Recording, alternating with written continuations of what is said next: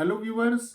तो आज की क्लास में हम डेफिनेट इंटीग्रल से रिलेटेड एक और बहुत इम्पॉर्टेंट और कॉन्सेप्चुअल प्रॉब्लम सॉल्व करेंगे, जो कि बिगिनर्स के लिए बहुत इम्पॉर्टेंट है। राइट। तो यहाँ पर हमारे पास जो इंटीग्रल है, वो हमें यहाँ दिया हुआ है 0 to 3 और greatest integer of square root of x+1+2। Right. तो यहाँ पर जो हमारा इंटीग्रेंड है, इस इंटीग्रेंड में हमारे पास ग्रेटेस्ट इंटीजर फंक्शन है। राइट। तो इस प्रॉब्लम को हम दो तरीके से सॉल्व करेंगे यहाँ पर। राइट। तो चलिए देखते हैं कि जो पहला मेथड है, हम उसे कैसे यूज करेंगे। राइट। तो उसके लिए हम क्या करते हैं, सबसे पहले जो इंटीग्रेंड है, इस इंटीग्रेंड को हम एफ ऑफ एक्स ले लेते हैं। राइट। तो एफ ऑफ एक्स आ जाएगा greatest integer of square root of x+1+2, और इस इंटीग्रल को हम आई ले लेते हैं यहाँ पर। तो आई अब हमारे पास हो जाएगा 0 to 3, और यहाँ पर हमारे पास F of X D X होगा। राइट। तो देखिए, जब भी हमारे पास ग्रेटेस्ट इंटीजर फंक्शन होता है, तो हम हमेशा जो है वो इंटीजर्स को सर्च करते हैं। राइट। तो यहाँ पर देखते हैं कि हम कैसे इंटीजर्स को सर्च करेंगे और कैसे हम यहाँ पर स्प्लिट करेंगे इंटीग्रल को। राइट। तो नॉर्मली क्या होता है कि जब भी हमारे पास कोई ग्रेटेस्ट इंटीजर से रिलेटेड कोई इंटीग्रल होता है, तो हम उसे स्प्लिट करते हैं दो या दो से अधिक इंटीग्रल्स में। राइट। तो देखते हैं कि यहाँ पर क्या हम इस इंटीग्रल को स्प्लिट कर पाएंगे, और उसके बाद हम देखेंगे मेथड ऑफ सब्स्टिट्यूशन से कैसे हम इस इंटीग्रल को सॉल्व करके सेम रिजल्ट को फाइंड आउट करेंगे। तो चलिए, सबसे पहले हम यहाँ पर जो लिमिट्स हैं उन्हें देखते हैं। तो यहाँ पर लिमिट्स जो हैं वो x=0 से 3 तक वैरी कर रही है। राइट। तो यहाँ पर हमारे पास x=0 है और यहाँ पर x=3 है। राइट। तो x वैरी कर रहा है 0 से 3 तक। राइट। तो अब देखते हैं हम कि जो ग्रेटेस्ट इंटीजर का जो सिंबल है यहाँ पर, इसके अंदर जो एक्सप्रेशन है वो एक्सप्रेशन किस इंटरवल में वैरी करेगा। राइट। तो चलिए x=0 रखते हैं सबसे पहले x+1+2 में। राइट। तो जब हम x=0 रखेंगे, तो यहाँ पर स्क्वायर रूट ऑफ x+1+2 में हमें मिल जाएगा स्क्वायर रूट ऑफ 0+1 और +2, तो स्क्वायर रूट ऑफ 1+2 आ जाएगा, तो 1+2 3 आ जाएगा। राइट। तो यहाँ पर जब हमने लोअर लिमिट को इस एक्सप्रेशन में रखेंगे तो 3 मिलेगा हमें। तो चलिए अपर लिमिट को रखते हैं यहाँ पर। तो देखिए हमें क्या मिलता है, स्क्वायर रूट ऑफ x+1+2 की वैल्यू हमें मिल जाएगी स्क्वायर रूट ऑफ 3+1+2, तो ये आ जाएगा 4। स्क्वायर रूट ऑफ 4+2, तो 2+2 4 आ गया। राइट। तो चलिए अब यहाँ हम एक रियल नंबर लाइन बना लेते हैं।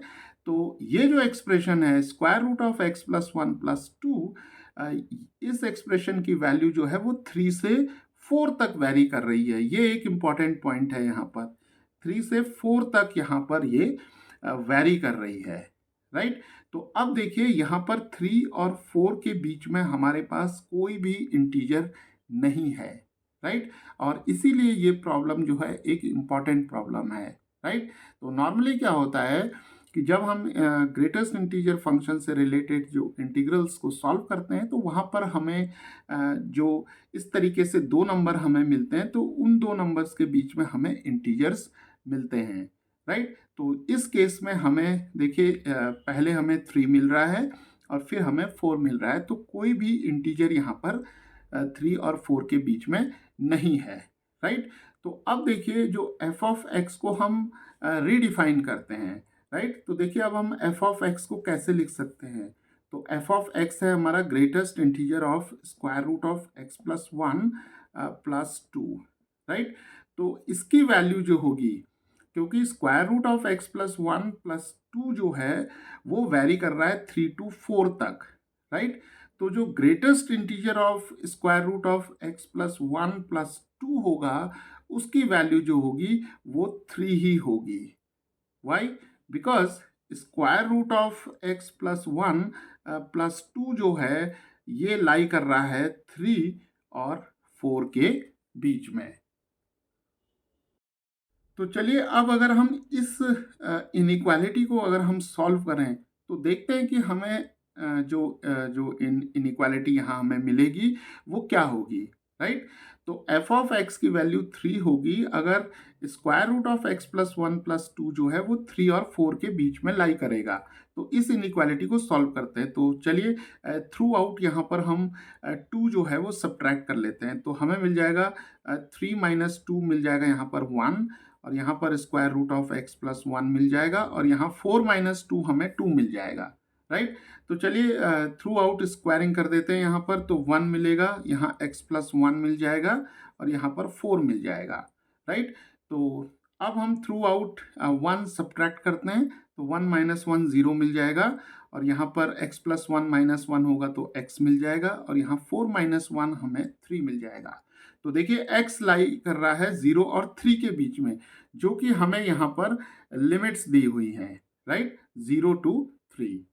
तो इसका मतलब ये हुआ कि जो एफ ऑफ एक्स है, greatest integer of square root of x plus one plus two जो है उसकी वैल्यू 3 होगी अगर square root of x plus one plus two जो होगा वो 3 और 4 के बीच में लाई करेगा। या हम ये कह सकते हैं कि x जब 0 और 3 के बीच में लाई करेगा तो एफ ऑफ एक्स इसकी वैल्यू जो होगी वो 3 होगी, राइट। तो अब इस इंटीग्रल को हम सिंपली लिख सकते हैं 0 to 3 और यहाँ पर एफ ऑफ एक्स की वैल्यू हम 3 लिख लेंगे तो 3 dx आ जाएगा, राइट। तो यहाँ पर हम 3 बाहर ले लेंगे तो 0 to 3 dx मिल जाएगा तो 3 मिल जाएगा और x आ जाएगा यहाँ इंटीग्रल ऑफ dx जो होगा वो x हो जाएगा, 0 to 3 मिलेगा और 3 टाइम्स 3 माइनस 0 लिमिट सब्सटीट्यूट करेंगे तो हमें यहाँ पर 9 मिल जाएगा, राइट। तो इस इंटीग्रल की वैल्यू जो होगी वो 9 हो जाएगी, राइट। तो चलिए अब मेथड ऑफ सब्सटीट्यूशन से देखते हैं कि क्या हमें उस मेथड से भी इस इंटीग्रल की वैल्यू जो है वो 9 मिलेगी या नहीं, राइट।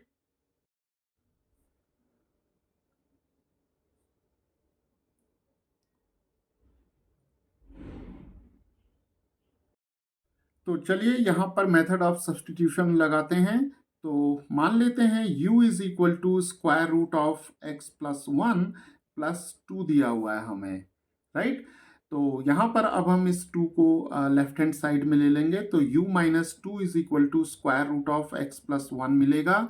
स्क्वायरिंग कर लेंगे दोनों तरफ तो u माइनस टू का square is equal to X plus one मिल जाएगा हमें, राइट। तो चलिए डिफ्रेंशिएट करते हैं दोनों तरफ तो हमें मिल जाएगा 2 टाइम्स u माइनस टू और चेन रूल से जब हम u माइनस टू को डिफ्रेंशिएट करेंगे तो हमें 1 मिलेगा और यहाँ पर हमें du भी मिलेगा साथ में और यहाँ पर हमें dx मिल जाएगा, राइट। तो यहाँ पर अब हम लिख सकते हैं dx is equal to 2 times u minus two du, right. तो ये dx की वैल्यू आ गई।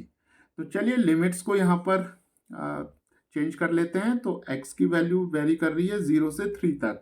तो जब x की वैल्यू 0 होगी तो u की वैल्यू हमें मिल जाएगी square root of 0 plus one, यहाँ पर 0 प्लस वन आ जाएगा प्लस टू मिल जाएगा तो ये हो जाएगा square root of 1 plus to.